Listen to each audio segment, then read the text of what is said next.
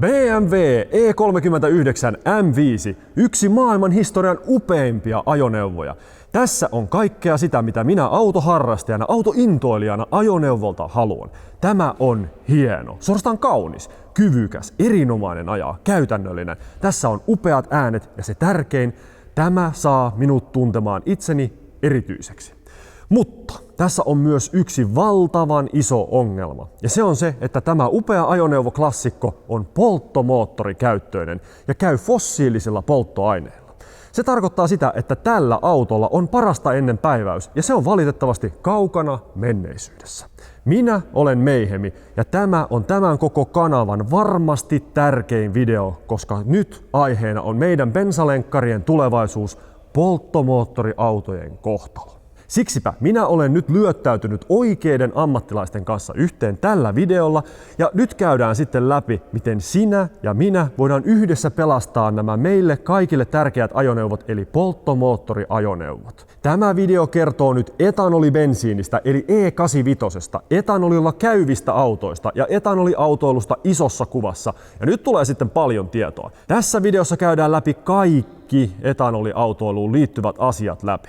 Kaikki ne Essonbaari internet-keskustelupalstojen myytit ja faktat. Mikä on totta, mikä ei ole totta, sekä mitä on etanoli, miten se toimii, missä autoissa sitä voi käyttää, missä autoissa sitä ei voi käyttää, säästääkö se rahaa, verotetaanko sitä enemmän, antaako se lisää tehoa, hajottaako se osia, aiheuttaako se korroosiota, rikkooko se sinun auton, korvaako se sähköauton, tuhoaako etanolin tekeminen ympäristöä vai pelastaako se maailman. Minä aion selvittää kaikki nuo asiat ja paljon muuta ihan alan ammattilaisten kanssa ja kysyn kaikki ne asiat, mitä tästä asiasta voi kysyä, sekä niitä kysymyksiä, joita te, arvon rakkaat katsojat, mietitte ja olette Instagramissa myös kysyneet aiheesta. Rakas autoharrastaja, tämä video on sinulle.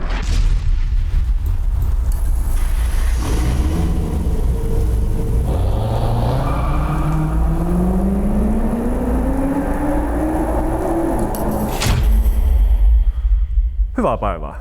Hyvää päivää. Kukas sinä olet? Mä oon Niemisen Serko ja työskentelen E-Flex Fuelin kanssa. Mikä on sun historia? Mikä sä oot koulutukseltaan? Mä oon koulutukseltani ajoneuvoasentaja ja sitten on kaiken näköistä omanlaista harrastuneisuutta sitten autojen kanssa tullut puuhattua jo reilu parikymmentä vuotta, vaikka sitä haluaisi myöntääkään. Ja sä oot siis E-Flex Fuel, no sehän lukee sulla tuossa paidassa. Siinä lukee, joo. Joo, oot sä kauan ollut töissä siellä? Vajaa 5 vuotta on ollut. 5 vuotta? Joo. Mikä sun työnkuva on siellä? Mitä sä teet siellä? Taitaa virallisesti olla tämmönen asennuspiste vastaava. Okei. Ja sitten siihen kuuluu lisäksi myös teknisessä tuessa oleminen ja sitten mä myös hallinnoin tätä Suomessa meidän asennuspisteverkostoa. Mikä on E85 bensiini? E85 on polttoaine, jossa on valtaosa bioetanolia ja sitten loppuosa on bensiiniä ja lisäaineita. Sä menet bensiinitankille ja sä menet tankkaamaan, siellä on 95, siellä on 98. Miten ne eroaa tästä E85? Niin kun... No ne eroaa sillä tavalla, että 98, niin kuin vanha kansa sanoo, että 98, niin siinähän on ollut jo vuosikausia 5% etanolia ja sen takia se virallinen termi onkin E5. Ja sitten myöskin 95 on taas sitten E10 ja siinä on 10% etanolia seassa. Eli ja siis... se sotkee tämän sitten, että nyt kun puhutaan sitten 98 ja 95, niin tämä E85 ei tarkoitakaan oktaania, vaan sitä etanolipitoisuutta. Niin, eli se on 95E10 ja se on aina sen E:n jälkeen tuleva luku on se etanolin maksimimäärä. Joo. Okei. No, mutta tästä päästäänkin sitten aika hyvin, että mikä on nyt tämä oktaani, minkä sä sanoit? Mitä tarkoittaa oktaani? No oktaaniluvulla yleensä sillä ilmoitetaan sitä, että kuinka polttoaine kestää nakutusta, moottorin nakutusta. Ja se nakutus on huono asia moottorille. Jos moottori alkaa nakuttamaan, niin silloin siellä käytännössä tapahtuu epätarkkaa räjähtämistä siellä ei-haluttuun aikaan moottorin sisällä. Ja se on huono homma. Okei, eli siis, ja sitten mitä enemmän on oktaania, onko silloin sitä vähemmän niin kuin nakutusta? Joo, kyllä juuri näin. Eli mitä korkeampi oktaaniluku on, ja E85 se on korkein näistä meidän bensiini- kautta etanolipolttoaineista. E85 oktaaniluku on joku noin 104, vähän riippuu siitä, että mihin vuoden aikaan sitä tankkaa. Okei, eli siis jos se nimettäisiin samalla tavalla kuin muut polttoaineet, niin se olisi 104 E85. Joo. Olisi sen oikea nimi, mutta se olisi hirvittävän vaikea sitten jossain on. Okei, no niin, tämä selventää. Termistöstä ehkä vähän lisää. Mitä on, kun jossain lukee, että joku on B-fuel, joku multifuel, flex-fuel. Mitä nämä kaikki niin kuin on? Sulla on niin kuin flex-fuel, se on niin kuin ilmeisesti etanolia, mutta mitä nämä muut niin kuin on? No B-fuelhan voi tarkoittaa montakin asiaa, mutta yleensä sitä tarkoitetaan sillä, että sillä voi ajaa 2 eri polttoaineella. Eli yleensä sillä tarkoitetaan joko, että sillä ajetaan bensiinillä ja sitten esimerkiksi kaasulla, tai sitten ajetaan bensiinillä ja etanolilla, tai sitten ajetaan dieselillä ja kaasulla. No, ja et silloin se tarkoittaa niin kuin tarkoittaa polkupyörässäkin bicycle, eli 2 polttoainetta. Just näin. Ja flex-fuel taas tarkoittaa sitä, tai flexifuel on ehkä se suomalainen sana, mikä on käännetty, niin se taas tarkoittaa sitä, että sillä voi joustavasti ajaa millä tahansa etanolin ja bensiinin seoksella. Eli se flex tarkoittaa sitä joustoa. Saako tätä E85 Suomesta? Saa. Eli Suomesta saa tällä hetkellä, en ihan tarkkaa lukua nyt tiedä, ne tietenkin asemia tulee päivittää, mutta se on siellä jossain 200 hujakoilla, voi olla vähän alta. Kaikki polttoaine, mitä Suomessa on, niin kaikessa on etanolia. Kyllä. Seassa. Paitsi dieselissä on eri asia, se ei liity tähän. Minkä takia siellä on etanolia bensiinissä ylipäätään? Siellä on sen takia etanolia seassa, koska enää ei haluta laittaa lyijyä sinne, koska lyijy oli lisäaine, mitä käytettiin bensiinissä sen takia, että moottori ei nakuttaisi. Ja se oli siinä erittäin hyvä. Mutta koska taas se ei ole kauhean hyvä, että se myrkyttää ihmiset, niin sitten siirryttiin käyttämään muita aineita ja etanolilla on todella hyvät ominaisuudet juuri tähän oktaaniluvun nostamiseen. Mitä hyötyjä tämä etanoli antaa siihen tavalliseen bensiiniin verrattuna? No hyötyjä nyt voidaan sanoa ainakin se, että se palaa vähän paremmin siellä, se palaa pikkasen viileämpänä. Ja se oktaaniluku on korkeampi, eli tämä nakuttaminen ei ole ongelma. Ja tietenkin sitten on nämä ympäristöasiat siinä. Minkä takia sitä käytetään enemmän tämmöisissä virityspiireissä ja driftingin piireissä ja moottoriurheilupiireissä? Lyhyenä vastauksena oikeastaan, että siinä on parempia ominaisuuksia siihen, että moottorista saa turvallisesti enemmän tehoa kuin bensalla ajettaessa. No mitä siellä auton moottorissa tapahtuu, kun siellä poltetaan etanolia? Palaako se? No, on puhuttu puhtaammin, mutta onko siellä jotain muuta? Viileämmin? Mitä muuta siellä niin kuin tapahtuu? Se palaa vähän nopeammin ja sitten se myöskin palaa pikkasen viileämmin. Ja sitten aina kun on vähän viileämpää ja varsinkin moottoriurheilussa ja näin, niin silloin aina on parempi, että on viileämpää moottorin sisällä, ettei tule sitten hazardeja ja myöskin sinne saa enemmän polttoainetta, kun on viileämpi seos. Jos sulla on litran verran bensiiniä, ja sulla on litran verran etanolia, niin onko niissä saman verran energiaa? Ei. Ei. Kummassa on enemmän? Bensassa on enemmän energiaa. Eli jos mä ajan autolla, mikä käy nyt etanolibensiinillä, tippuuko siinä siis tehot, kun siinä on vähemmän energiaa? Ei. Vaikka siltä voisi kuulostaakin. Miksei? Miten se on mahdollista? Se on sillä tavalla mahdollista, että vaikka siinä on vähemmän energiasisältöä, niin sitten kun sitä syötetään sinne enemmän kuin bensiiniä, niin sitten päästään ikään kuin samalle tasolle. Ja sitten kun nämä muut etanolin paremmat ominaisuudet sitten vaikuttaa siihen, että siitä saadaan myös enemmän tehoa. Eli ensin korjataan vaan se energiaero, mutta sitten itse asiassa nämä etanolin paremmat ominaisuudet antaa pientä ekstra potkua. Eli pääsääntöisesti tehdään enemmän tehoa. Eli sitä syötetään enemmän, että saadaan enemmän tehoa. Kyllä.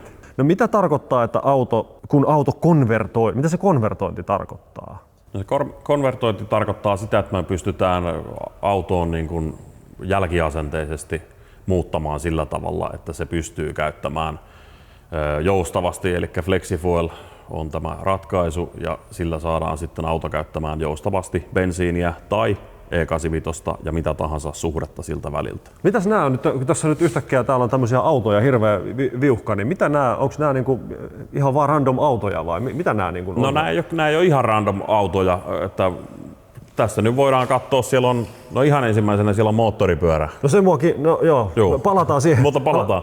Elikkä tässä on tämmönen, tää on 2023 vuoden Opel Astra hybridi ja se on muutettu käyttämään E85, elikkä konvertoitu bioetanolille.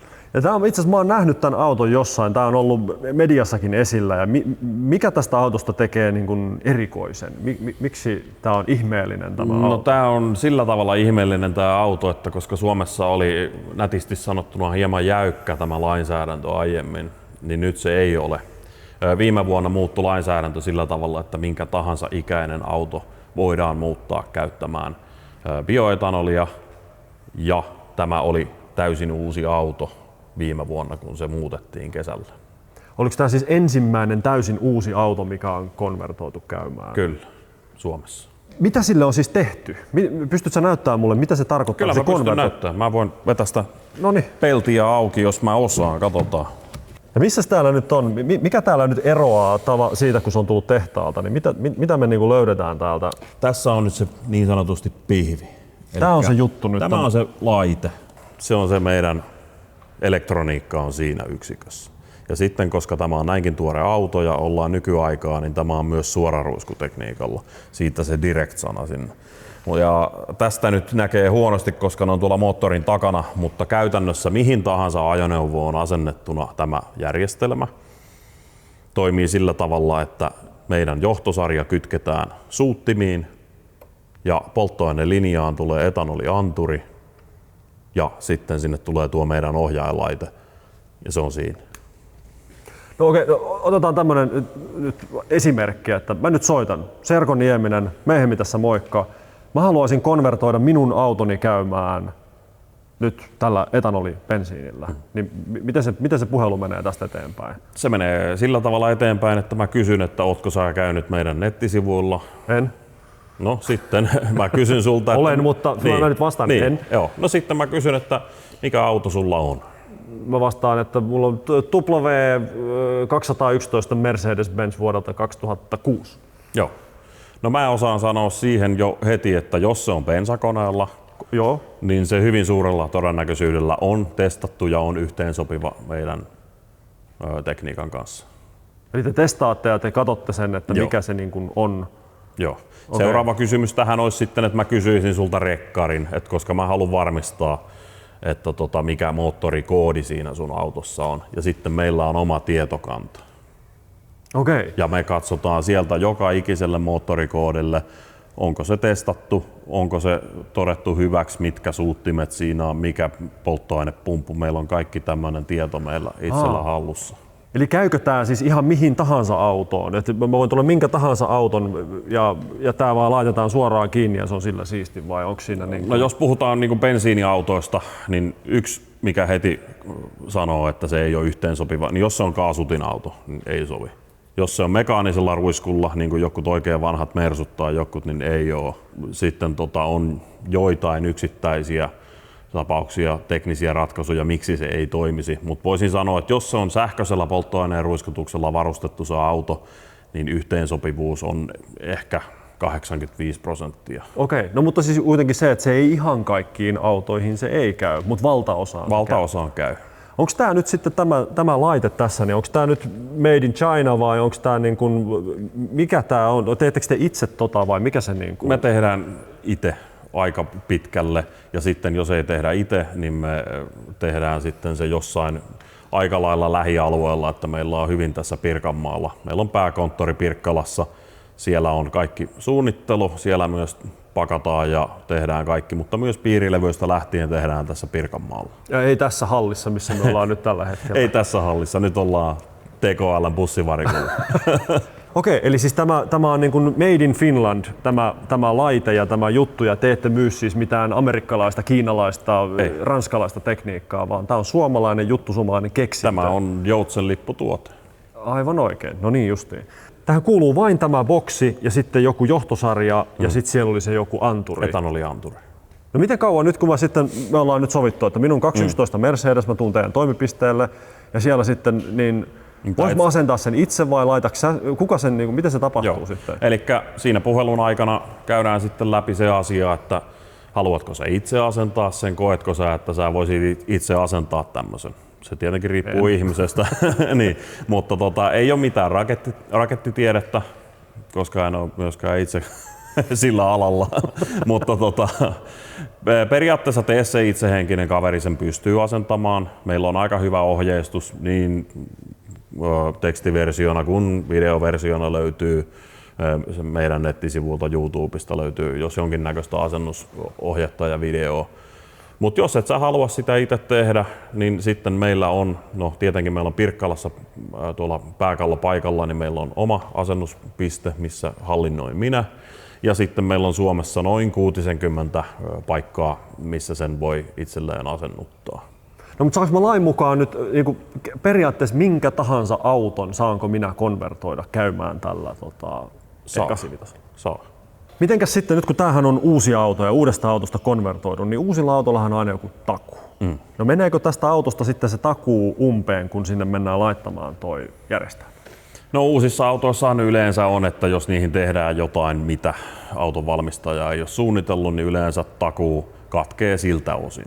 Joo. Mutta siinä ei sinällään ole huolta, koska me ollaan tätä touhua jo yli 10 vuotta tässä puuhailtu, niin meillä on myöskin se homma, että meillä on takuu sitten. Eli jos on joku homma, mikä menee nyt pois tästä valmistajan takuusta, niin me E-Flex Fuelina korvataan sitten tähän liittyvät asiat. Näin ei onneksi tarvinnut juuri tehdä.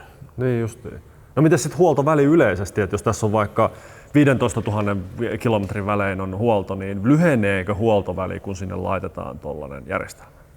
Nykyaikaisilla polttoaineilla ja nykyaikaisissa autoissa niin ei ole mitään syytä lyhentää niin sanotusti normaalilla vuosittaisella ajosuoritteella. Että ihan jos sä nyt ajat vuodessa sanotaan vaikka, että alle 20 tonnia, niin silloin kertavuodessa öljynvaihtoa esimerkiksi riittää.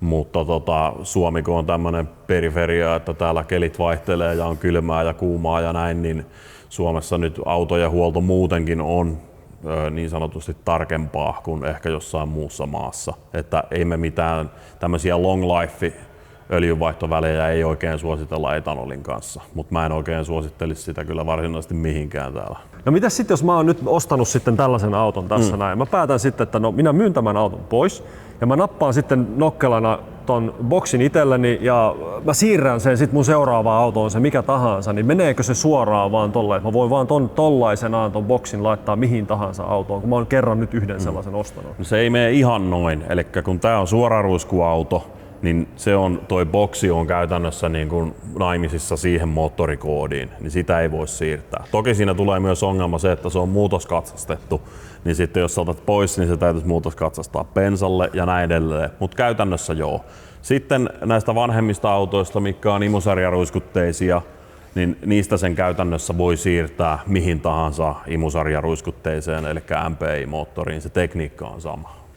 No mites kun täällä nyt taustalla on myös tämmöinen moottoripyörä, mä en tästä nyt ymmärrä yhtään mitään, mutta siis tää ei pelkästään nyt näihin autoihin mitä tässä on, vaan myös siis moottoripyörään. Joo. Onko se tossa?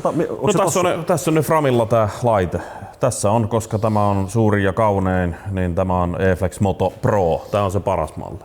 Ja moottoripyörää erikseen suunniteltu. Onko moottoripyörä sitten johonkin moottoripyöriin se ei vaan sitten, että missä se sitten moottoripyörissä ei käytännössä ole vielä käsittääkseni suoraruiskutekniikkaa ollenkaan, mikä on vähän haastavampi. Eli moottoripyöriin tämä on paremmin yhteensopiva, mutta täytyy olla ruiskupyörä. Eli moottoripyöriin tuli tämä ruiskutekniikka vähän myöhemmin kuin autoihin yleiseen käyttöön. Mutta käytännössä lähes kaikkiin ruiskumoottoripyöriin se sopii. On joitain poikkeuksia niin kuin aina. No mitäs sitten, jos mä nyt sitten vaikka ostan tommosen auton, tämän Opelin tässä näin, ja mä päätänkin mennä nokkelana sitten tankkaamaan sinne E85, mutta siinä ei ole mitään muutossarjaa, tai mihin ikinä näistä autoista, niin mitä sitten tapahtuu, jos mä vaan tankkaan sitä ihan niin kuin tavallisena bensiininä?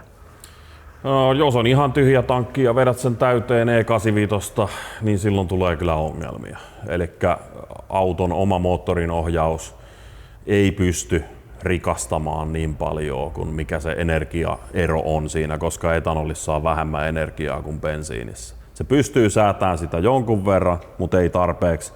Lyhyt vastaus on, että se menee laihalle. Ja sitten myöskin kylmäkäynnistäminen, vaikka olisi lämminkin keli, niin on todella haastavaa.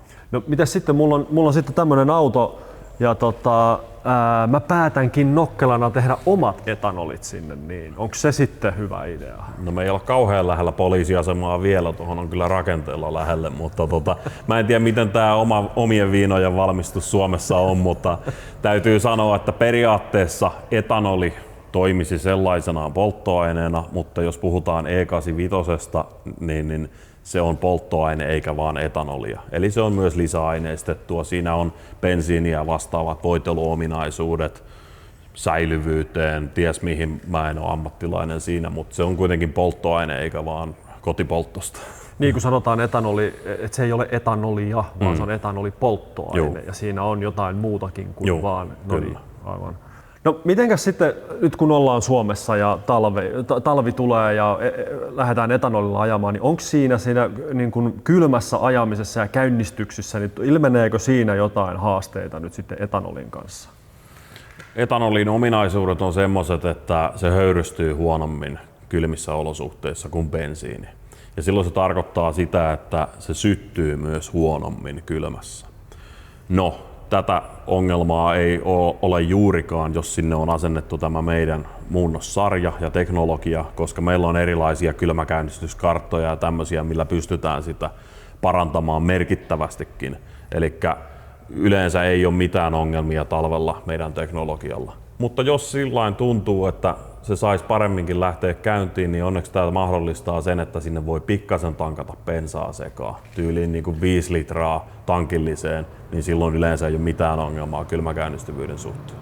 Niin, eikö tämä nyt siis myös tarkoita sitä, että toihan ei nyt tarkoita, kun sä asennat tuon boksin, että sun pitää ajaa vain E85 bensiinillä? Joo, eli se on justiin näin, että sä voit ajaa pelkällä bensalla, sä voit ajaa pelkällä E85 tai millä tahansa siltä väliltä. Eli siinä on juuri tämä flex-sana, eli no niin, se on joustava millä tahansa. Eli mulla voi joka päivä, joka tankkaus vaihella sitä, minkä verran mulla on mitäkin siellä tankissa. Joo. Ja se aina toimii. Joo, se lukee sitä noin 100 kertaa sekunnissa, sitä etanolipitoisuutta, eli voidaan puhua, että se on täysin reaaliaikaista. No nyt mä päätän sitten, että mä haluan tollaisen tekniikan itselleni.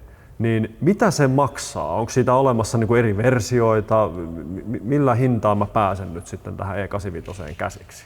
Halvimmillaan siihen pääsee käsiksi, että se on 529 € ja se on tämä eFlex Plus-laite, jossa on edelleen mobiilisovellusyhteys ja sitten on kylmäkäynnistyssäätömahdollisuutta ja tämmöistä. Se on silti se perusmalli ja se sisältää kaiken tarvittavan asennuksen. Sitten meillä on Pro-malli, joka on sitten vajaan 800, olisikohan se 749.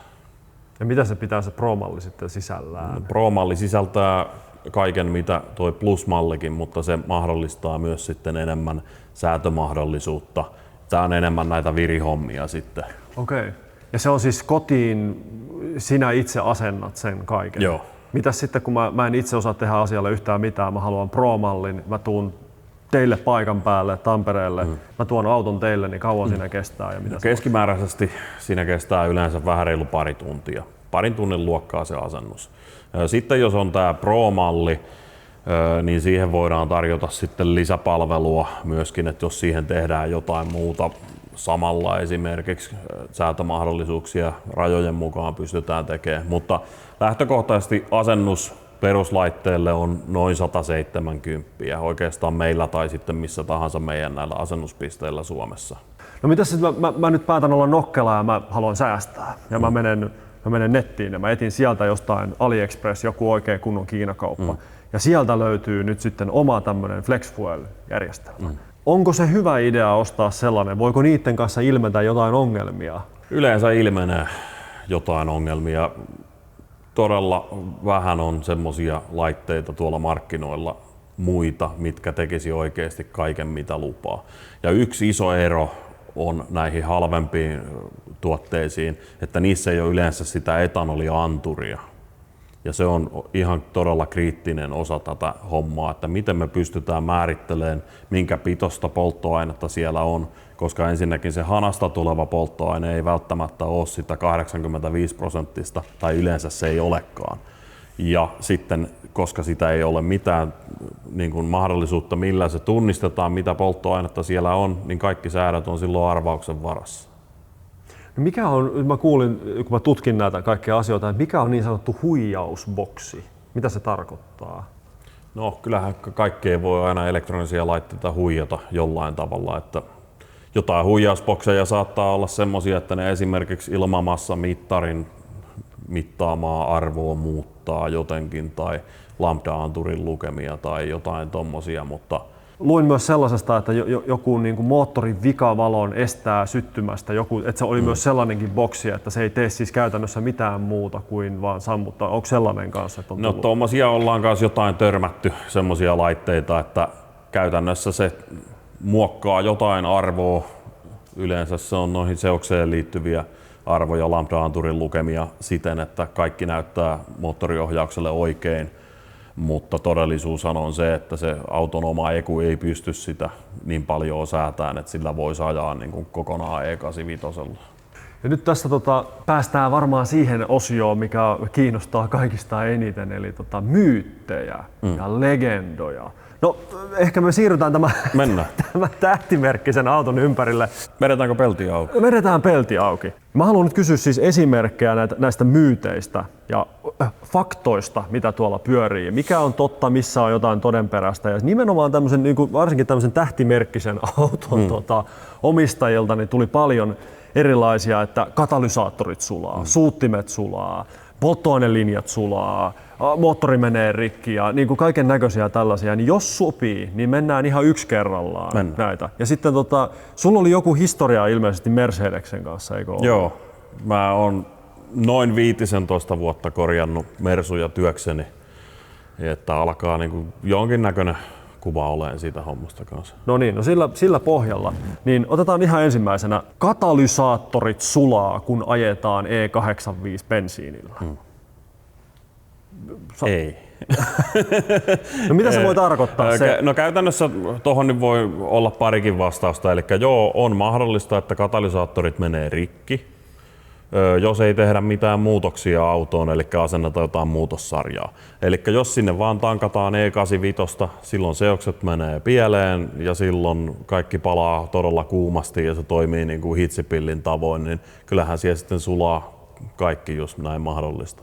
Mutta silloin, jos tehdään tämmöinen muutossarjan asennus, niin kuin tähänkin on tehty, niin ei ole mitään ongelmaa. Mutta sanoitko tuossa aikaisemmin, että kun etanoli palaa viileämmin? Silloin, kun se palaa oikeassa suhteessa. Silloin, kun seokset on kohdallaan. Mutta sitten, jos siellä ei ole muutossarjaa, niin silloin se menee laihalle ja laihalla taas kaikki palaa kuumemmin. Okei, eli siis jos sulla on semmoinen, missä täällä on se? Se on tossa, tuolla näkyy. Tossa noin. Eli jos sulla on siellä toi laite, niin silloinhan se käy siis viileämmällä. Kyllä. Ja sitten myös, onko se sitten kun pakokaasu lähtee, niin onko se pakokaasu kuumempaa, viileämpää? No, pakokaasu on muistaakseni noin 70 astetta viileämpää. Et ei siinä iso ero ole niin kuin bensiiniin, mutta se ei ole ainakaan kuumempaa. Mutta sitten jos sanotaan, että siellä ei olisi mitään muutossarjaa ja ajettaisiin vaan pelkkää E85, niin silloinhan siellä on pakoputki ihan punaisena. Et oikeasti se nousee niin kuin todella paljon se lämpötila. Okei. No suuttimet sulaa, kun ajetaan. Onko tämä nyt sama asia sitten? Ei. Se taas liittyy eri materiaaleihin, että etanolihan on hyväkin liuotinaine.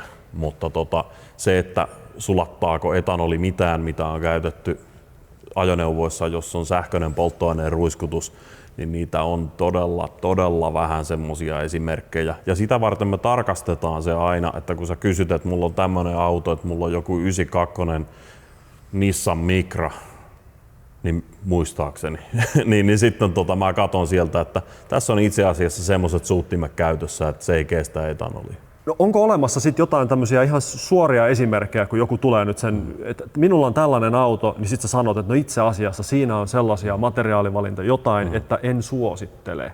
Niin pystytkö sanoa jonkun auton nyt esimerkin, että mihin ei kannata? Mä sanoisin ulkoa, että siellä oli jossain ihan 90-luvun alussa oli joku Nissanin malli, missä oli suuttimet semmoiset, että ne ei kestänyt etanolia. Mutta täytyy muistaa, että meillä on joku yli 15 000 erilaista ajoneuvoa meidän tietokannassa. Jos siellä on joku yksi Nissanin malli yli 30 vuoden takaa, mikä ei sovellu etanolille, niin sitten se ei sovi. Sitten voi olla toinen asia semmoinen, että on joitain malleja, esimerkiksi Volkkarilla on joku tämmöinen Golfi jostain 2004 vuodelta ja niissä hajoaa polttoainepumppu. No me tiedetään se, niin me ei lähdetä myymään sitä sarjaa tämmöiselle, ellei siihen vaihdata polttoainepumppua. Ja me myydään se, tai me jopa saatetaan antaa se mukaan se semmoinen soveltuva pumppu siihen sitten. Onko teillä sitten jossain semmoista, että nyt siellä joku miettii, että hei, onkohan mun auto soveltuva? Pystyykö joku nyt menee ja tarkistamaan sen, että onko mun auto soveltuva tohon? Pystyy. Eli meidän nettisivuilla eflexfuel.com menet sieltä ja siellä on heti ensimmäisenä yhteensopivuustarkastus. Sä pistät siihen, että mulla on tämmönen Toyota ja se on tän ikäinen ja se on Corolla ja tällä moottorilla ja sitten siellä sanotaan, että autosi on yhteensopiva. Jos mä ottaisin sieltä esimerkiksi vaikka Honda Integra Type R 2000 vuoden, niin sitten se sanoisi, että valitettavasti polttoaineen kapasiteetti on riittämätön, ei ole yhteensopiva. No mitäs sitten lisää myyttejä? Tiivisteet kuivuu, kun ajetaan etanolilla. Ei pidä paikkaansa. Eli tässä mennään taas tähän, että materiaalit, mitä on käytössä, ajoneuvokäytössä, niin on ollut jo yli 30 vuotta semmosia, jotka käytännössä kaikki kestää etanolia. Mä en muista yhtään tapausta, että olisi ollut jotain semmosia materiaaleja, mitkä ei kestäisi polttoainelinjastossa tai tiivisteessä. Polttoainepumppu rikkoontuu, kun ajetaan etanolilla. No polttoainepumppu, niin kuin sanoin esimerkkinä, että jotkut Volkkarit oli siitä 2000 taitteesta, oli semmosia, että niissä hajosi pumppu. No korvaava osa on Bossin pumppu, joka kestää esimerkiksi, maksaa noin 70, kyseessä on joka tapauksessa yli 15 vuotta vanha auto, niin ei ole kauhea ongelma. Moottori leikkaa kiinni, kun voiteluominaisuudet muuttuu, kun etanoli kuivattaa kaikkia osia.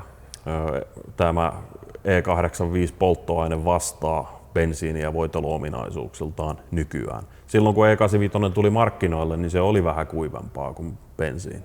Tehot häviää, kun ajaa etanolilla. Jos on kyseessä semmoinen auto, että siellä ei ole mitään muunnossarjaa asennettu, niin silloin tehot laskee, koska seokset ei ole kohdallaan ja silloin siinä tehot laskee. Mutta jos asennetaan tuo meidän muutossarja sinne, niin silloin itse asiassa tehot nousee. Se on ihan sama, onko se sitten tosi pieni 1.4 Polo tai onko se 6.2 litrainen joku Dodge Chargeri, niin tehot nousee joka tapauksessa.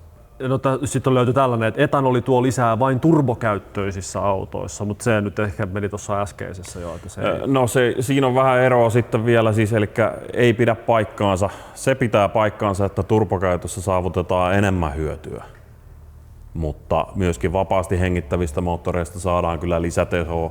Tuossa esimerkiksi toi Nissan 350Z, joka on vapaasti hengittävä 3-puolikas V6, niin siitä saatiin semmoinen 13% lisää tehoa takarenkaalta. Sillä, että vaihdettiin sinne E85-tankkiin meidän teknologia ja pikkasen tehtiin säätöjä meidän säätösoftalla. No mutta sitten tällainen kysymys. Onnettomuustilanteessa etanoliauto on vaarallisempi kuin tavallinen polttomoottoriauto. Lähtökohtaisesti E85 ja etanoli syttyy huonommin kuin bensiini, että sinällään ei pidä paikkaansa. Onko mitään nyt sellaista legendaa, ja mitä sä oot itse kuullut tässä vuosien aikana, kun sä oot toiminut, onko mitään sellaista, mistä sä voisit, että no tossa on vähän jotain todenperää? Eipä oikeastaan, että siis ne myytit on aika lailla sitä vanhaa aikaa. Jos puhutaan kaasutin käyttöisistä vehkeistä ja tommosista, niin siellä on jotain materiaaleja, mitkä ei oikein hyvin kestä etanolia. Mutta käytännössä ruiskukäyttöisissä niin kuin moottoreissa, niin ei siellä oikeastaan ole kuin ihan yksittäisiä poikkeuksia lukuun ottamatta semmoisia materiaaleja, jotka ei kestäisi. Itse asiassa mun on pakko kysyä tässä välissä. Jos mä nyt mulla olisi nyt vaikka tämä nyt M5 tässä näin, ja mä oon asentanut tämän järjestelmän, ja sitten mä päätänkin, no tämähän on klassikkoauto, mä haluan museoon rekisteröidä tämän. Niin voiko sen järjestelmän purkaa tästä autosta? Jääkö jotain jälkiä? Estääkö se museoinnin? Voi poistaa, eli sanoisin, että varmaan 90% kaikista asennuksista tulee sillä, että sinne ei tule mitään pysyviä muutoksia. Että on aina, niin kuin sanoin, että aina on joku poikkeus, että jostain joutuu polttoainelinjan tyyliin katkaisee, mutta se on todella harvinaista. Että esimerkiksi tähän Bemariin niin ei ole tehty mitään pysyviä muutoksia, kaikki on plugi ja sillä selvä. No niin just. No onko teillä sitten jossain konttorilla, niin onko teillä jotain sammioita, mihin te upotatte osia ja ne on pitkän aikaa siellä? Ja onko teillä tämmöisiä autoja testikäytössä, että niitä mennään, että niin kun, sä voit olla noin varma noista asioista, että pystytte sanomaan? Meillä on erinäisiä purkkeja tuolla konttorilla, missä on lillunut vuosikausia eri osia ja katsottu liukeneeko niistä mitään. Mutta sitten tosiaan tällä teknologialla on ajettu niin kuin maailmanlaajuisesti semmoinen yli 2,5 miljardia kilometriä. Miljardia kilometriä. Ja ei ole ollut mitään tämmöisiä ongelmia materiaaleihin tai näihin. Ja vanhimmat autot, mitä on ollut niin kuin yrityksen omassa käytössä, niin yli 10 vuotta sitten meillä on alettu ajaa etanolilla, eikä ollut mitään ongelmia. Mä oon omalla autollakin ajanut jo yli 100 tonnia samalla autolla, eikä ollut mitään ongelmia minkään suhteen. No mitäs sitten, nyt mä heitän itse sellaisen, että mulla on nyt vaikka tämmönen BMW tässä näin, ja mä päätän, että no niin, loistava tekniikka, fantastista, mä laitan sen, asennutan sen teillä, ja sitten no mähän lähden baanalle sitten ja mä vedän ihan täyteen E85 ja mä ajan puoli tankkia ja sitten sinne jää puolikas tankillinen sitä ja sitten mä nyt iski talvi, mä pistän auton seisomaan, mä en aja sillä koko talveen ja itse seuraavanakaan vuonna mä en aja sillä ollenkaan, mä vaikka 1,5 vuotta myöhemmin käyn hakemassa sen auton ja se on 1,5 vuotta odottanut se E85 siellä, niin miten se säilyy, kun mä luin jotain sellaisia, että bensiini ja vesi erottuu toisistaan ja etanoli ja vesi erottuu toisistaan, tankin pohjalle jää lillumaan vettä, se vetäsee kaiken veden koneeseen ja menee rikki, niin mites tällainen tilanne nyt vaikka? No jos otetaan tommonen esimerkki, että siellä on lähtökohtaisesti vettä siellä polttoaineen seassa, mistä se on sinne joutunut, niin on eri asia.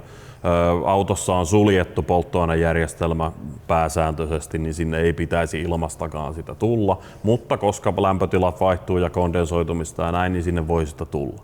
No okei, lähtökohtaisesti vesi sekoo paremmin etanoliin kuin bensiiniin. Bensiinissä on se, että ne alkaa kerrostua helpommin, eli silloin jos siellä on vettä polttoaineessa, niin se vesi menee pohjalle ja näin, mutta etanoli itse asiassa niin kuin aika monella suomalaisella viikonloppuisin tapana tehdä tämmöisiä etanoli kautta vesijuomasekoituksia, niin nehän sekoo sinne aika hyvin, et ei siinä tule semmoista kerrostumista, kun esimerkiksi jos sä kaadat bensakippoon vettä, niin silloin ne on aika lailla siellä niin kuin hetken päästä kerroksittain. No miten se säilyvyys sitten tommosessa? Säilyvyys, sanotaan, että bensassahan on sillain, että sanotaan, että se alkaa menettää ominaisuuksia jo 3 kuukauden jälkeen. Joo. Etanolissa itse asiassa pysyy paremmin nämä ominaisuudet, mutta jos mä jättäisin autoa talliin, niin ylipäätänsä se olisi hyvä idea aika lailla tankki täynnä jättää se, että puolella tankilla sitä kondensoitumista ja tämmöistä tapahtuu enemmän. No mutta sitten, mulla on ihan katsojien nyt minulta tuolta Mayhem Official, niin siellä niin kun katsojat pääsivät kysymään tästä näin, niin mä kysyn nyt, sieltä tuli hirvittävä määrä kysymyksiä, aika paljon samoja, niin mä kysyn ihan suoraan näitä täältä näin. Hinta kautta kulutussuhde, kannattaako konversio ja millä kilsoilla? Se tietenkin riippuu paljonko se sun auto kuluttaa polttoainetta. Eli mitä enemmän se kuluttaa polttoainetta, niin tietenkin sitä enemmän säästää. Että etanoli tai E85 on pääsääntöisesti hinnoiteltu siten, että se on noin 30% halvempaa tai jopa enemmän, niin silloin sä käytännössä joka tankille säästät jonkun verran. Mutta sanotaan, että jos sä ajat vuodessa joku 18 000 kilsaa, sun auto kuluttaa 8 litraa satasella, niin sä säästät ton noin parissa vuodessa ton laitteen hinnan takaisin. Vähän riippuen polttoaineen hinnoista, ne vaihtelee aika paljon. No sit tulee ihan, näitä ollaan itse asiassa käyty jo läpi. Voiko perus Corollan tankkiin laittaa etanolia vai pitääkö jotain muuttaa autossa? No ei muita muutoksia kuin toi meidän muutossarja. Ja jos on jotain muita muutoksia, mitä tarvii tehdä, niin me kerrotaan siitä. Onko etanoliautossa korkeammat verot, vakuutukset? Ne pysyy ihan samana, ainakin tällä hetkellä. Ne on ihan sama kuin bensa. Onko etanolilla jotain huomattavia etuja esimerkiksi sähköautoihin verrattuna? No, tankkausverkosto niin on ainakin, no tokihan sähköäkin aika monesta paikkaa saa, mutta niin kuin rehellisesti, että jos sä lähdet johonkin Itä-Suomeen ajamaan ja näin, niin sun ei tarvitse aina niin kuin huoltoasemalla viettää aikaa kovasti. Ja sitten tässä on myös se, että tämä voi tosiaan tehdä vanhaan autoon, että sun ei tarvitse erikseen ostaa uutta autoa, se nyt on ainakin yksi.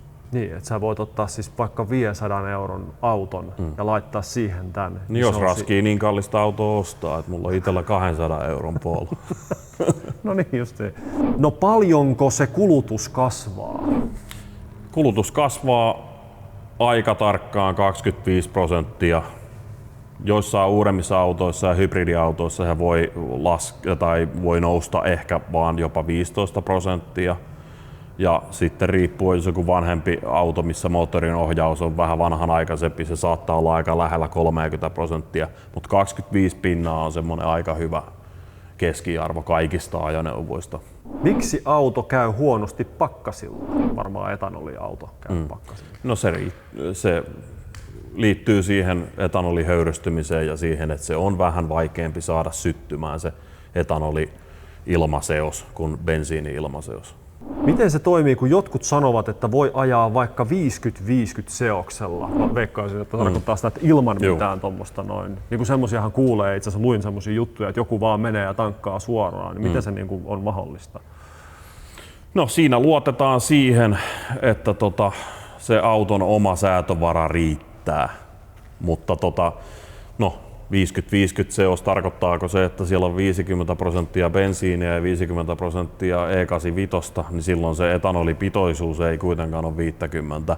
Et se justi, että tässä arvaillaan. Mutta hyvin suurella todennäköisyydellä sun ajoneuvo ei pysty käsittelemään semmoista 50-50 seosta ilman, että se menisi laihalle. Ja myöskin kylmäkäynnistys voi olla tosi hankalaa jo tommosellakin ilman mitään muutossarjan asennusta. No mä luin esimerkiksi sellaisia, että joku on niin kuin, että mulla on nyt joku auto, tällainen auto nyt vaikka tässä, ja mulla ei ole mitään muutossarjaa, menin tankille, tankkasin 10%, ensi kerralla 15, sitten 20, eli ikään kuin opetti autonsa käymään. Onko siinä mitään perää? Ei käytännössä. Siinä on sen verran perää, että autossa on lyhytaikaiset ja pitkäaikaiset polttoainetrimmit, niin sä voit niitä pitkäaikaisia trimmejä ikään kuin vähän opettaa, mutta totuus on se kuitenkin, että se ei määräänsä enempää pysty sitä säätää. Että se on ihan sama, teeksä se hitaasti vai nopeasti, niin se voi vaikuttaa siihen, että se vikavalo ei syty niin nopeasti, mutta kyllähän sieltä syttyy. Miksi sitä etanolia ei suosita oikein yhtään muuta kuin virityshommissa ja jos on ympäristöystävällisempää? Tämä on hyvä kysymys. Toi vähän riippuu keneltä ja missä kysyy. Et esimerkiksi Keski-Euroopassa niin E85 käyttö on todella suosittua. Esimerkiksi Ranskassa ja sitten jos otetaan toi meidän länsinaapuri, niin Ruotsissa on paljon yleisempää ajaa E85. Siellä on toki ollut näitä tehdastekoisia flexifuel-autoja niin kuin Volvolla ja Saabilla, mutta Suomessa jakelua on vähemmän ja me ei olla saatu tarpeeksi niin sanotusti ruututilaa, että tästä tiedettäisiin. Mun on pakko kysyä noista niin kuin ihan valmiista niin kuin tehdasvalmisteista. Eli jotkut valmistajat on tehnyt sellaisia autoja suoraan, mitkä ei tarvitse mitään tuommoista konversiota. Mitä semmoisia autoja niin kuin on? No niitä on itse asiassa aika paljonkin, mutta Suomeen niitä on tullut vähemmän. Mutta esimerkiksi Pohjois-Amerikassa on todella paljon malleja. On ollut niin kuin näitä Hemi-koneita, 57 Dodgeja, esimerkiksi Toyota lava-autoja, Chryslereita, kaikkia näitä tila-autoja tämmöisiä, niin niitä on vaikka kuinka paljon, mitkä on niin kuin tehdastekoisia. Niissä se on monesti toteutettu ihan hyvin, eli siellä on etanolianturi ja näin edelleen, että se on niin kuin oikein toteutettu se homma. Mutta sielläkin on sitten ero siinä, että sitten voi olla vähän huonommin toteutettu, että se vaatii vähän sopeutumista. Valtaosalla merkeistä on ainakin jossain vaiheessa ollut flexifuel-auto niin kuin ihan linjastossa. Voiko etanolia tuottaa kotitekoisesti? Nämä nyt on vähän huumoriosastoa tää loppu. Voi, mutta ei kannata. Ja niin kuin tuossa käytiin läpi, sehän ei ole siis se ei ole polttoaine. Niin. No sitten on oikein vitsi vitonen loppuun. Kuinka järkevää on laittaa tankkiin kossua? Ei kovin järkevää, mä joisin ehkä ennemmin. No niin just. Onko jotain vielä, mitä haluat tähän sanoa? Jäikö jotain sanomatta? Ei tässä nyt oikein varsinaisesti mitään on jäänyt Menkää meidän nettisivuille eflexfuel.com ja tutustukaa aiheeseen. Siellä on paljon tämmöisiä kysymyksiä ja vastauksia ja myyttejä ja aiheesta lisää tietoa, niin menkää kattoo. Eli jos sinä siellä nyt kiinnostuit asiasta enemmän ja haluat nähdä, että onko sinun auto nyt yhteensopiva, niin tuolta noin, mikä se eflexfuel.com. Joo. Ja sieltä löytyy Kaikki mahdollinen tietoa. Ja onko sulla niinku siellä yhteistietoa, sulle voi niinku laittaa löytyy kysymyksiä? Meikäläisen sähköpostia löytyy puhelinnumeroa, niin sitten vastaillaan kaiken näköisiin kysymyksiin. Ja joka päivä. Joka päivä. Jos vaikka nyt siellä on joku sellainen, että hän on rakentamassa alusta alkaen vaikka nyt jotain etanolikäyttöistä viri-drifteriä ja miettii jotain asiaa, niin sulle voi laittaa, että hei. Mulle voi laittaa viestiä, että jos ne oikein viri-drifteriä tehdään, niin yleensä tehdään pelkästään sitten etanolikäyttöinen auto. Silloin tämä ei ole välttämättä sulle, mutta jos sä ajat myös kadulla, niin silloin se on kyllä hyvä idea, että sinne voi tankata ehkä bensaakin joskus, koska se on aika hankalaa elää vaan sen varassa, että olisi aina E85. Minä kiitän. Kiitos. Ja siirrän eteenpäin. No mutta se siitä teoriasta. Tämähän on koeajovideo ja minä en ole koskaan elämässäni ajanut yhdelläkään oikeasti konvertoidulla etanoliautolla. Kaiken näköisiä viritettyjä ja E85 bensiinillä käyviä autoja joo, mutta tavallista autoa, mikä on konvertoitu, tämä on ensimmäinen kerta ja luonnollisesti se tulee olemaan tämä aivan upean värinen M5.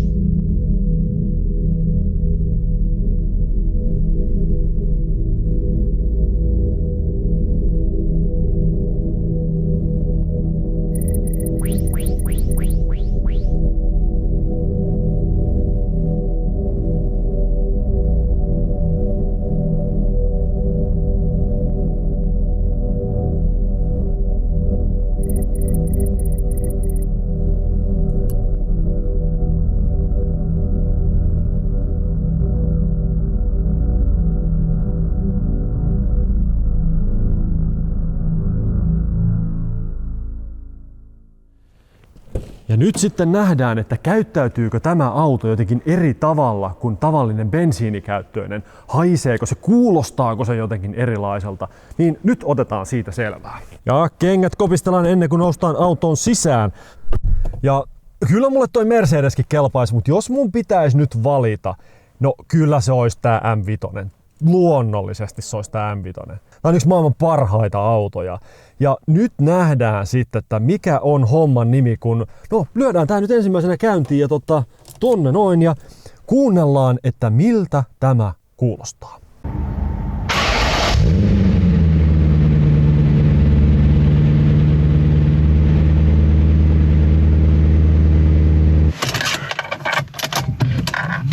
Noniin, päälle. Ping, ping. Toi on ensimmäisenä, tuo pitää laittaa tuolta hetkinen seis. Sieltähän se heräsi hienosti käyntiin ja sitten painetaan vähän kaasua ja kuunnellaan miltä tämä kuulostaa.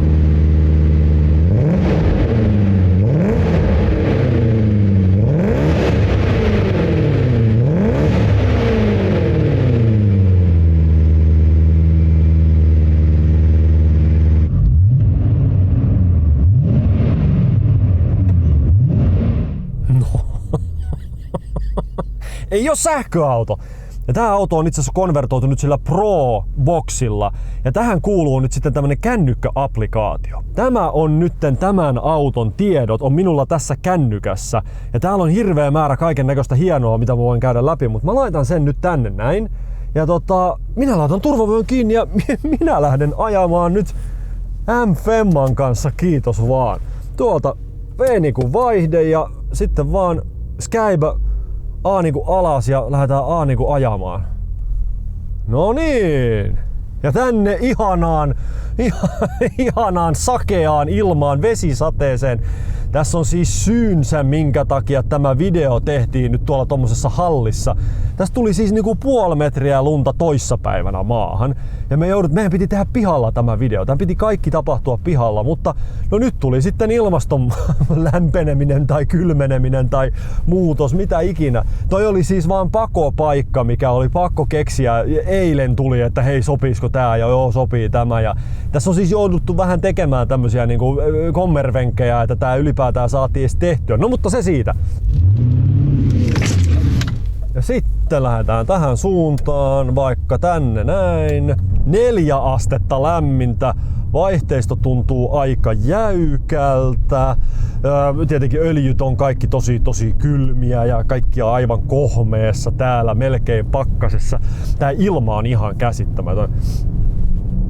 Ai juman suikka, mikä on toi, siis minkä tuntunen voi auto olla. Ja tää on siis itse asiassa mitä 291 988 kilometriä ajettu. Et tämähän on vielä siis niinku, tää on niinku runsaasti elämää nähnyt, mutta en huomaa sellaista niinku löysyyttä tässä, vaan päinvastoin tää on aika jämäkkä. Ja tämä on konvertoitu etanolikäyttöiseksi E85 sopivaksi tuossa 2017. Eli siitä on joku 6-7 vuotta aikaa, milloin tää on konvertoitu, ja 5000 kilometriä vuodessa ajoa, tää on siis kesäkäytössä tämä auto, niin 35 000 kilometriä tällä autolla on ajettu tällaisella niin kuin etanolibensiinillä, ja ongelmia? Ei. Eli tää on nyt ihana päästä tähän todellisuuteen kiinni ja pois sieltä niinku Esson-baarien takahuoneista ja sieltä kommenttipalstoilta, että tää on nyt totta. Ja tässä se nyt käy 66% etanolilla. Lämpötila 47, GPS-nopeus lukee tossa kanssa, kierrosulkumittari, käyttöaste lukee tuolla kanssa. Käyttöaste tarkoittaa sitä, että paljonko suuttimet ovat auki. Ja tää on nyt tosissaan se Pro-malli. Täällä on nyt sitten mittari, joo Pro, täällä on nyt kaiken näköistä sitten polttoainekartta, sisääntulokartta, pitoisuuskartta, laite, ajotilat, käynnistystilat, yleiskatsaus, logikaavio, käynnistystiedot, laitteen tila, laiteasetukset, katkaiseyhteys, tankkauspäiväkirja, joo, mutta mä en oo kirjautunut tonne sisälle, mulla on vaan nyt tää pelkkä auton tiedot tässä näin. Ja täällä on nyt ajotilat Economy, Dynamic, Sport ja tallentamaton. Ja tää on nyt menee täällä tallentamattomalla ajotilalla. Eli täällä on nyt sitten erikseen tälle autolle tehty semmonen tietty kartta, että miten se niinku syöttää ja miten se haistelee ja mitä ikinä. Ja nää tarkoittaa sitä, että Economy on tietenkin, Economy on Economy, eli säästää mahdollisimman paljon bensiiniä. Toi Dynamic tarkoittaa sitä, että se tuo niinku keskialueen vääntöä enemmän. Ja sitten Sport tarkoittaa, Sport on Sport, eli semmoista niinku huipputehoa enemmän. Ja siitä tehosta nyt, että kuinka paljon tämä nyt sitten tuo tehoa, tämä niin kuin ajaminen tällä niin kuin tekniikalla, tällä E85, niin se on noin 10%. Tämä, kun tässä on noin 390 hevosvoimaa, niin 10 pinnaa. Se on melkein 40 hevosvoimaa, mitä tässä on nyt enemmän kuin vakiossa, vain sillä, että tämä käy tuolla E85. Ja hello, kyllähän tää on ihan M5. Tää on ihana auto. Tää on siis niinku käsittämättömän ihana auto ajaa. Ja menee kuin juna, vaikka junalla en ole koskaan ajanutkaan, mutta ihana auto. Jos tää auto kävisi ihan tavallisesti bensiinillä, niin bensiinin palaminen synnyttää noin 300 vaarallista ainetta, yhdistettä. Ja tällä etanolilla nyt kun tämä käy, niin arvatkaas kuinka monta vaarallista yhdistettä tässä tulee. Väärin, 1. Ei 0, 1.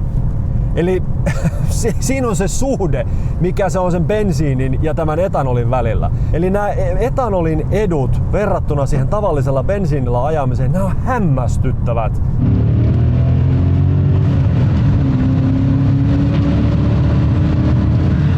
Ja tässä on itse asiassa nyt mun on pakko sanoa tästä vielä se, että tää oli tuolla kylmässä hallissa, mistä mä lähdin täällä liikkeelle, niin mä laitoin tän käyntiin ja tää lämpesi siinä vähän aikaa. Ja sit mä katsoin, että se putkista nousi semmonen niinku vaalea niinku höyry pihalle.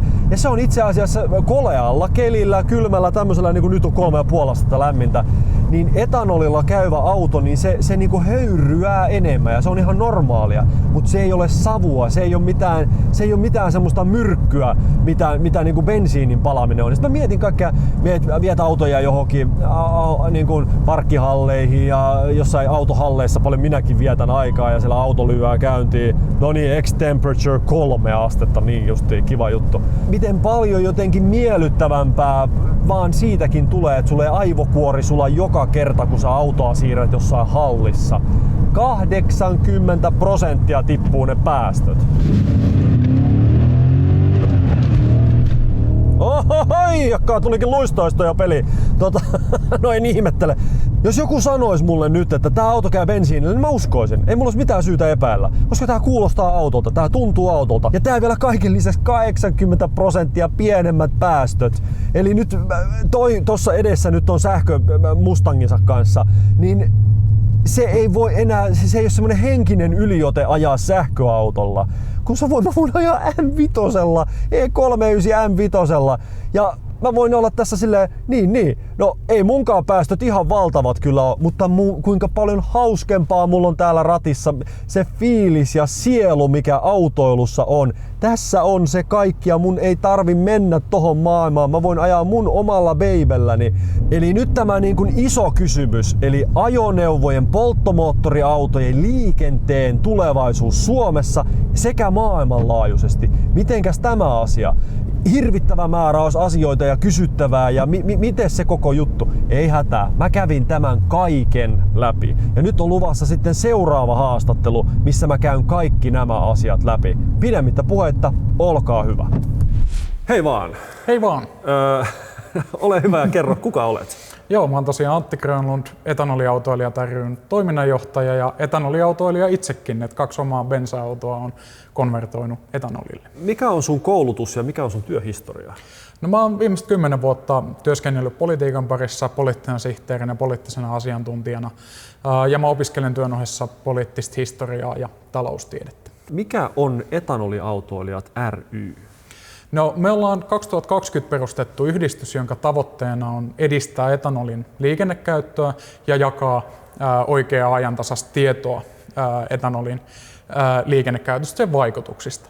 Käytännössä siis me annetaan lausuntoja lakiesityksiin, joilla on oltu eduskunnassa kuultavana, kun näitä etanoliin tai liikenteen verotukseen liittyviä uudistuksia on käsitelty, niin me annetaan niihin lausuntoja. Eli mä tapaan on poliitikkoja ja valmistelevia virkamiehiä ja vien tätä ajantasaista tietoa sinne eteenpäin. Itse asiassa, jos mennään aloitetaan alusta, mitä on etanoli?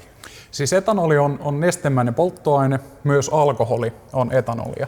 Ja etanoli me pystytään tuottamaan siis biopohjaisesta materiaalista melkein mistä tahansa. Niin kauan kuin ihmiskunta on tiennyt alkoholin olemassaolon, niin melkein kaikesta biopohjaisesta materiaalista voidaan tehdä etanolia. Etanolia voidaan tehdä myös synteettisesti, niin kuin puhutaan synteettisestä bensiinistä tai esimerkiksi jonkun hiilivoimalan sivutuotteen prosessista. Mutta puhutaan pääsääntöisesti se, mitä Suomessa myydään nyt on biopohjasta etanolia. Tehdäänkö etanolia Suomessa? No tällä hetkellä ei, mutta kohta siis tulevaisuudessa tehdään taas.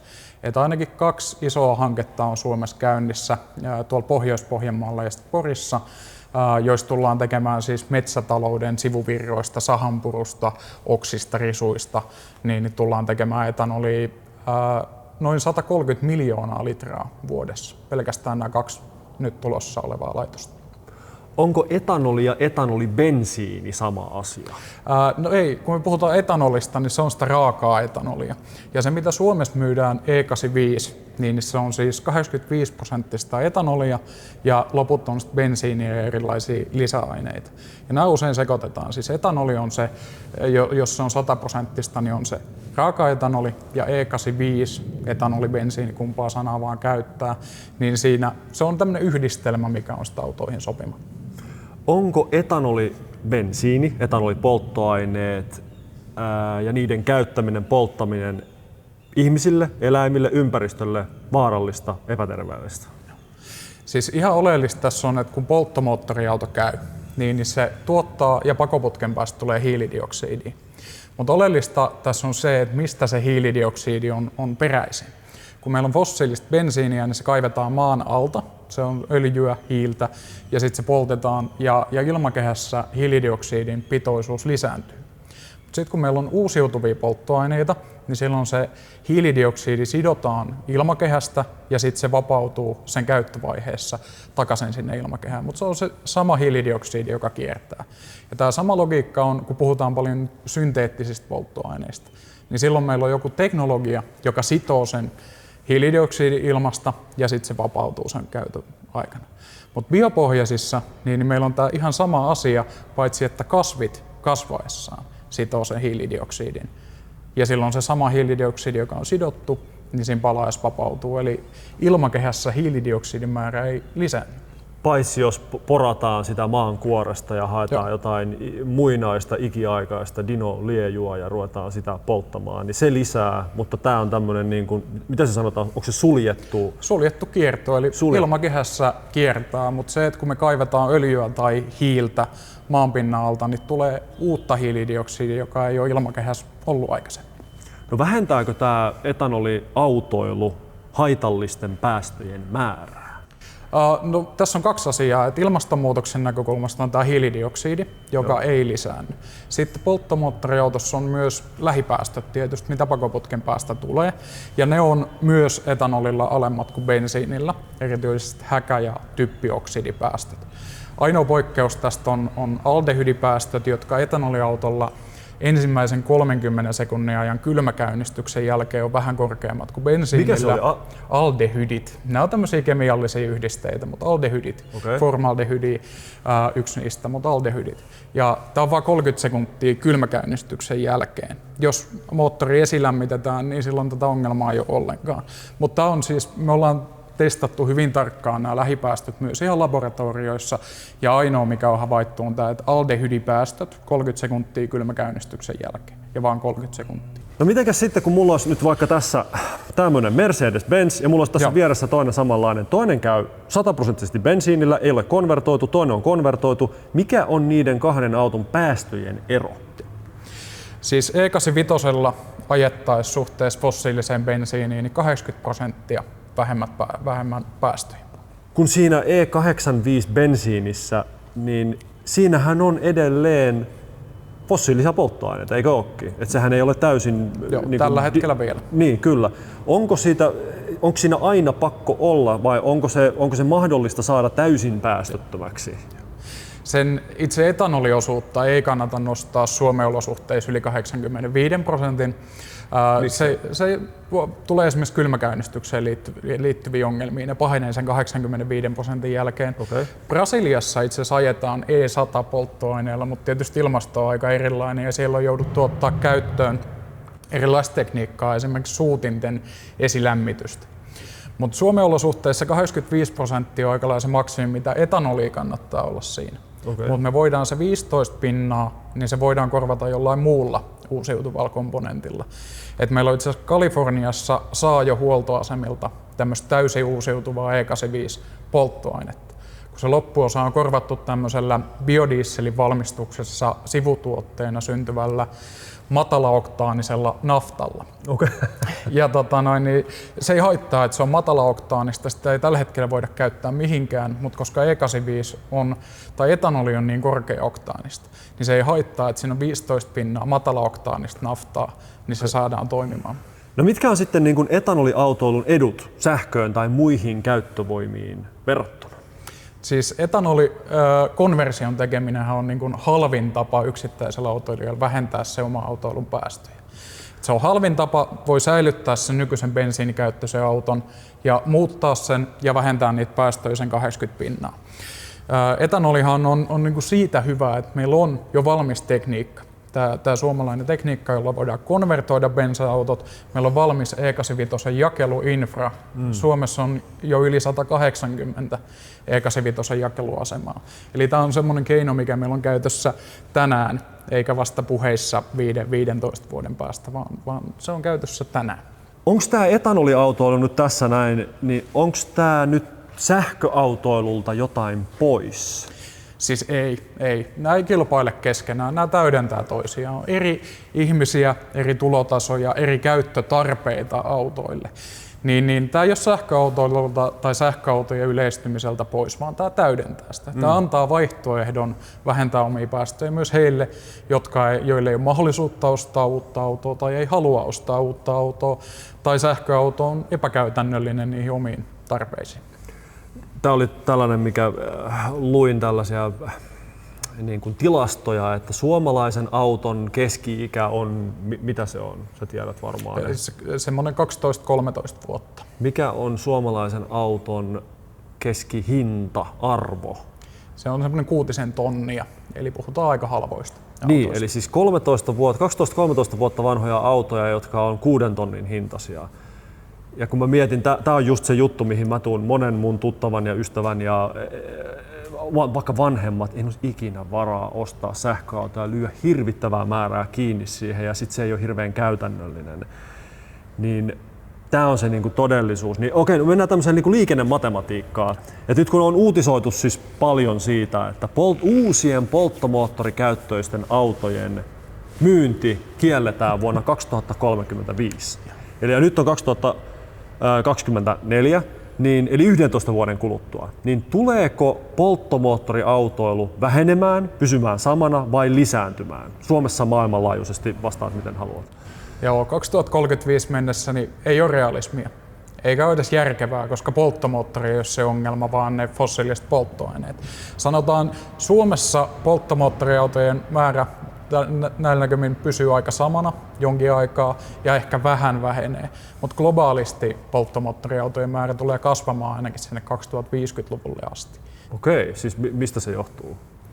No pääasiassa kasvu tulee Afrikasta ja Aasiasta, että siellä henkilöautojen määrä lisääntyy ja ne on pääsääntöisesti polttomoottoriautoja, ne jotka sinne ostetaan. Välttämättä ei ole luotettavaa sähköverkkoa tai niin kuin sähköä saatavilla edes niin paljon. On ennustettu, että 2050 maailmassa on 2 miljardia henkilöautoa, joista yli puolet on bensiinikäyttöisiä. No kuinka monta polttomoottorikäyttöistä ajoneuvoa on Suomen liikenteessä nyt 2024? No henkilöautoja on 3 miljoonaa, joista 2 miljoonaa on bensiinikäyttöisiä. Kuinka monta sähköautoa? 100 000. Kuinka monta etanolikäyttöistä, tällaisia niin kuin nämä autot on tässä, niin monta näitä on nyt? 15 000. Ja Suomessa ei tehdä siis etanolibensiiniä ollenkaan? Ei tällä hetkellä jo, että viime vuonna niitä pienempiä laitoksia suljettiin, mutta se Suomessa myytävä etanoli tulee pääsääntöisesti Pohjoismaista, Euroopasta valtaosin. Eli kyllä se tulee niin kuin tästä lähialueelta. Et siinä vähennetään riippuvuutta esimerkiksi venäläisestä tai Lähi-idän fossiiliöljystä edelleen. Vaikkei Suomessa ole tällä hetkellä sitä tuotantoa, sitä on tulossa taas, mutta se tulee valtaosin tästä Euroopan alueelta.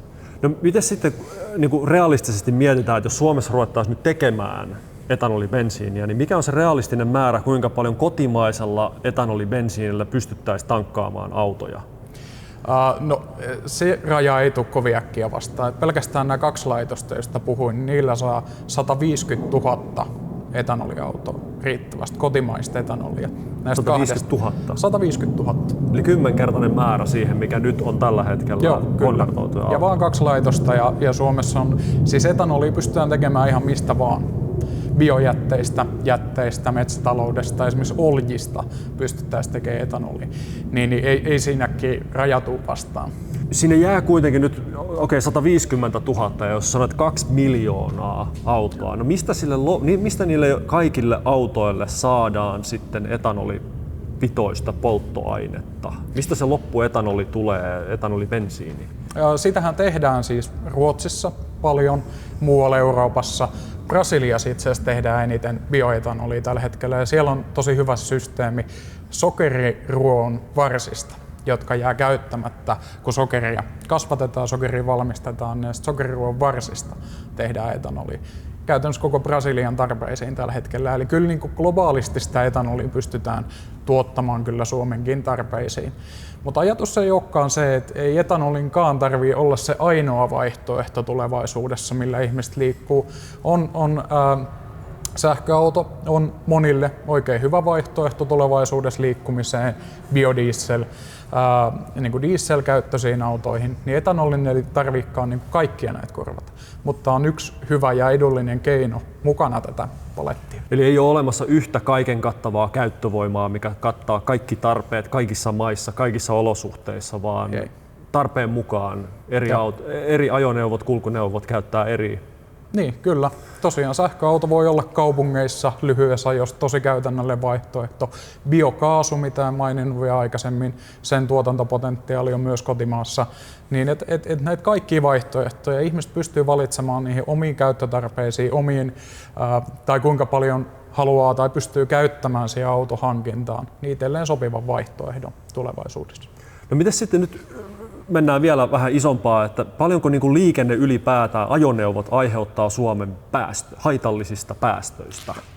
Siis Suomen päästöistä noin 20% tulee liikenteestä ja puolet tästä henkilöautoista. Eli noin 10% Suomen päästöistä tulee pelkästään henkilöautoilla ajamisesta.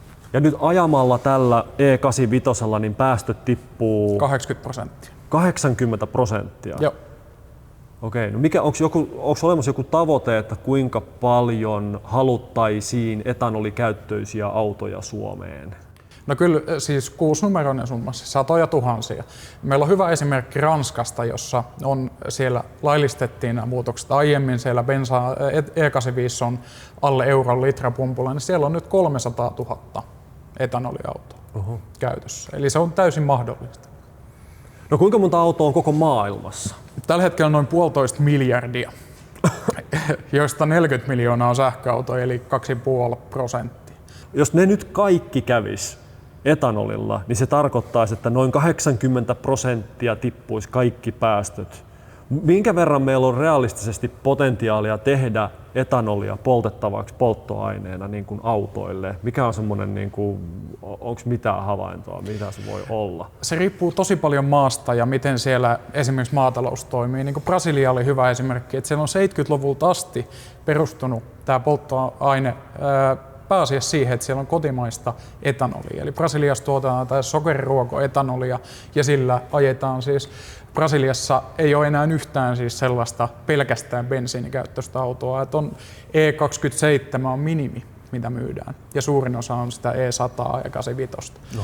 Eli Brasiliassa, kun se ilmasto ja ne niin kuin tuotantotavat mahdollistaa sen, niin siellä ollaan pystytty etanolilla kattamaan käytännössä kokonaan tämä henkilöautoliikenteen tarve. No, mutta nyt kun mä tutkin tätä aihetta, niin mä hyppäsin sitten YouTubeen, menin internettiin, mä tiedän se on virhe, ja mä katsoin hirvittävän määrän kaiken näköisiä videoita, ja siellä tuli nyt tämmöinen, että voiko etanolia tehdä väärin, että se aiheuttaa itse asiassa enemmän päästöjä ja ongelmia, niin kuin vaikka nyt tämä Nesteen My Dieselin kanssa tuli joku palmuöljy, jotain tällaisia, niin voiko etanolia tehdä väärin, että se aiheuttaa enemmän päästöjä? Siis tämä uusiutuvan polttoaineen logiikka toimii kyllä, eli mikä tahansa biomateriaali, niin se vähentää niitä fossiilisten päästöjen määrää. Mutta biopolttoaineessa pitää ottaa huomioon muut kestävyyskriteerit, se ei aiheuta esimerkiksi metsäkatoa tai käytä niinku liikaa maapinta-alaa. Mutta tämä on esimerkiksi EU:ssa on tarkkaan säädelty, että mitä saa myydä uusiutuvana polttoaineena, niin se on kriteerit siinä, että saa käyttää, mutta ei saa aiheuttaa metsäkatoa. Ja tällä tavalla palmuöljy on yksi esimerkki siitä, että vaikka se on uusiutuvaa, niin se voi olla muilla tavoin ongelmallista tai haitallista tuottaa. Eli kyllä niin tämmöiset jäteperäiset tai sitten ruoantuotannon niin sivuvirrat, niin sokeriruoan niin varret, niin se ei ole ongelma. Vaan se, että jos se aiheuttaa metsäkatoa, pitää kaataa sademetsää sen tieltä, niin kyllä se voi olla ongelma. Mä sellaiseen törmäsin aika paljon kanssa, että Jenkeissä varsinkin niin siellä se maissiteollisuus on valtavan iso. Ja siellä tehdään niin kun, se etanoli tehdään maissipohjaisesti ja tehdään maissijauhoa ja siellä on sitten sitä kasvatetaan ja siellä sitä lobbataan ja siellä maankäyttölakeja ja niin kuin kauhean määrä ja sitä on siis kaikessa bensiinissähän on jo etanolia. Siellä on niin kuin, ja sit se, että miten ne saa sitä etanolia tarpeeksi, kun se nyt menee jo kaikkia ja se on niin ongelmallista. Ja sitten se aiheutti, jossain luki, että 24% enemmän päästöjä se heidän tapa tehdä. Tekeekö he etanolia jotenkin väärin? Onko siinä joku? No siis päästöjen kannalta ei. Sielläkin siis maissin niin kuin sivuvirroista tehdään tätä maissin varsista, joita ei syödä, tai sitten kasvatetaan sellaista maissia, joka ei ole niin kuin syömäkelpoista, vaan se on eri lajike. Silloin pitää huomioida vaan se niin kuin maakäyttövaikutus ja se, että ruokaa tuotetaan myös. Mutta kyllä se niin kuin Jenkkienkin systeemi maissista pystyy tekemään etanolia, joka vähentää fossiilisia päästöjä. Joo. Mä yritän tökkiä nyt Serkon vastauksissa ja sun vastauksissa niin joka puolelta käydä läpi sitä, että tämä niin vaikuttaa niin hyvältä. Ja mä mietin koko ajan, että missä se luuranko nyt on, mistä mä löydän niin kuin sen. Niin sit mä ehkä tässä nyt ei sit olekaan sitä luurankoa, mutta sitten mun kysymys meneekin lakiin. Tuetaanko tätä tarpeeksi? Onko tämä niin kun, jos tämä on näin hyvä asia kuin nyt miltä se tuntuu, niin miksi tätä ajeta eteenpäin? Sä ajat tätä nyt eteenpäin, mutta puhut sä vaan kuuroille korville tätä juttua eteenpäin vai niin kuin... Siis kyllä niin kuin päättäjät, virkamiehet ottaa yleensä sitä viesti hyvin vastaan, että tämä on niin kuin hyvä keino. Mutta se, että tukikeinoja, niin ne ei ole ollenkaan tasapuolisesti Suomessa päästövähennykseen kannustavat keinot. Et esimerkiksi sähköautoilija maksaa alle 1 000 € tai yli 1 000 € vähemmän veroja kuin bensiiniautoilija. Ja se päästövähennys huomioon ottaen, niin sen päästövähennystonnin hinta valtiolle oli 500 € per päästövähennystonni. Ja sitten näitä muita keinoja, joilla vähennetään päästöjä, niin ei tueta mitenkään. Etanoliauton ajoneuvovero on sama kuin bensiiniautolla, ei mitään vaikutusta. Ja Suomessa E85 hinnasta puolet on veroa. Ranskassa, kun E85 on alle euron litra, niin se ero tulee pelkästään verotuksesta. Se on muuten ihan niin kuin sama hinta. Mutta Suomessakin se voisi maksaa alle euron litra, jos niin vaan päätetään. No mitäs sitten, kun sä meet ja ostat tämmöisen nyt uuden auton, mikä tässä on, niin tuetaanko sitä ihmistä muuntotuilla tai millään tällaisilla, että sä saat myös joku kannustimen siihen, että sä haluat myös mennä sen muuntamaan, sen auton? Tällä hetkellä ei mitenkään. Mutta muuntotuki on onneksi tulossa nyt takaisin. Et eduskunta päätti viime syksynä edellyttää hallitukselta, että he tuo uuden lakiesityksen, joka palauttaa muuntotuet lakiin, ja se esitys on nyt valmistelussa, ja 1. heinäkuuta muuntotuen pitäisi palata käyttöön. Se on nyt hallituksen esitys valmistelussa. Siis nyt tänä kesänä? Kyllä, 1. heinäkuuta muuntotuki takaisin käyttöön. Vielä hallitus ei ole antanut lopullista esitystä, että esimerkiksi meidän ehdotus siihen lakivalmisteluun on ollut, että sen muuntotuen tason pitäisi olla 500 €, kun se aikaisemmin oli 200 €. Ja se ei ole riittävä suhteessa siihen muunnon todellisiin kustannuksiin, että se loisi se riittävän vahvan kannusteen. Et muuntotuki, no vähintään sillä 200 € tasolla, mutta mieluummin 500 € tasolla, niin sillä saadaan niin kuin valtio niin kuin kannustaa ihmisiä tekemään näitä muutoksia. Ja mä oon laskenut sen niin, että 500 € muuntotuella niin valtion kustannus päästövähennystonnille olisi 25 € suhteessa siihen sähköauton nykyiseen verotukeen, jolla se on yli 500 €, mitä päästövähennystonni maksaa valtiolle. No mitäs tää etanolibensiini, onko siitä sun mielestä, onko siitä uutisoitu tarpeeksi? No ei kyllä uutisoida riittävästi. Et silloin kun uutisoidaan, niin pääsääntöisesti sisältö on ihan hyvää, mutta uutisoidaan liian harvoin, liian vähän.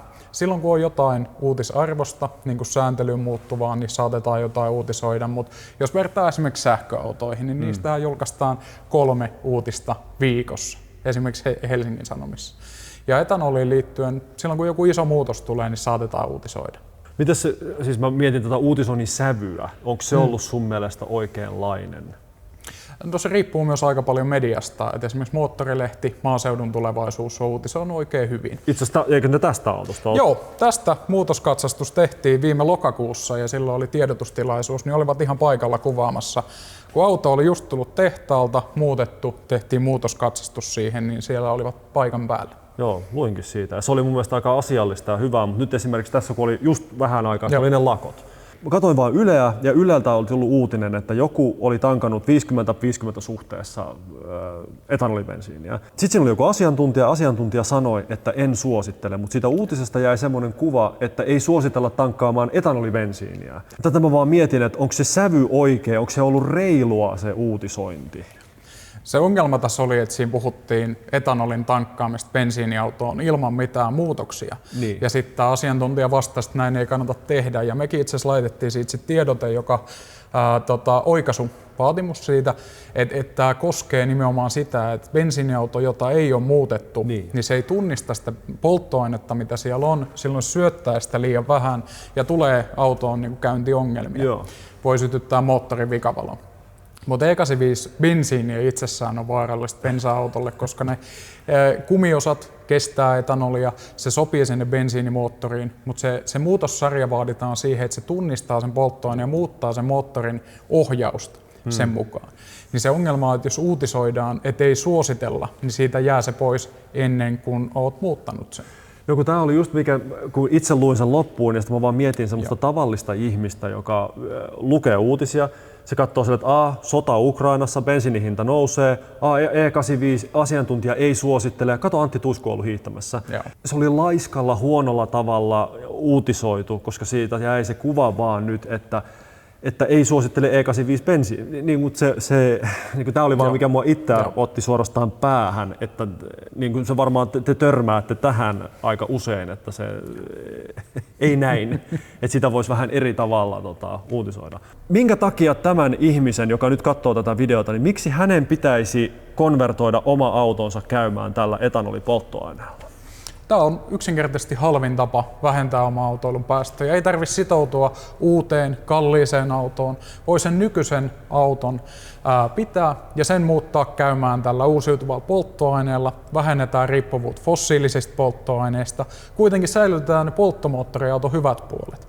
Etanoliasemia on se 180. Sitä voi tankata ihan samalla tavalla kuin nykyisin sitä sun bensiiniautoa. Et sä voit muuttaa sen ja sen jälkeen käyttää siinä tätä uusiutuvaa polttoainetta. Minä kiitän. Kiitos. Kiitos. Kas näin, se oli siinä. Ja tämä oli nyt paljon enemmänkin kuin pelkkä koeajo tästä upeasta BMWstä. Tämä oli suorastaan siis podcast-tason sukellus etanoliautoilun maailmaan.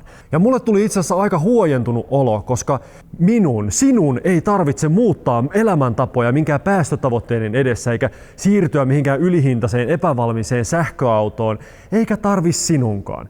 Tällaisella hyvin yksinkertaisella tekniikalla me voidaan olla edelläkävijöitä ajamalla meidän ihan vaan tavallisilla vanhoilla autoilla tai jopa tämmöisellä uudemmalla autolla ja hankitaan sinne vaan semmoinen muutaman satasen lisäpalikka, joka ei kuitenkaan velvoita sitten mihinkään. Mä voin mennä vaikka joka päivä tankkaamaan eri polttoainetta, E85, 95, 98, ihan mitä vaan mikä mun kukkarolle milloinkin sopii. Ja sitten kun se pikkuhiljaa häviää se tavallinen dinomehu, niin meillä on edelleen nämä autot tässä ja vain se aine on muuttunut siellä tankeissa. Käy katsomassa, että onko sinun auto yhteensopiva tämän etanolitekniikan kanssa. Tämän videon kuvauksessa löytyvän linkin kautta soita, varaa aika ja muunna se oma auto käymään etanolilla, jos pystyt, koska elämä ei voi mennä auton ehdoilla, vaan auto elämän ehdoilla.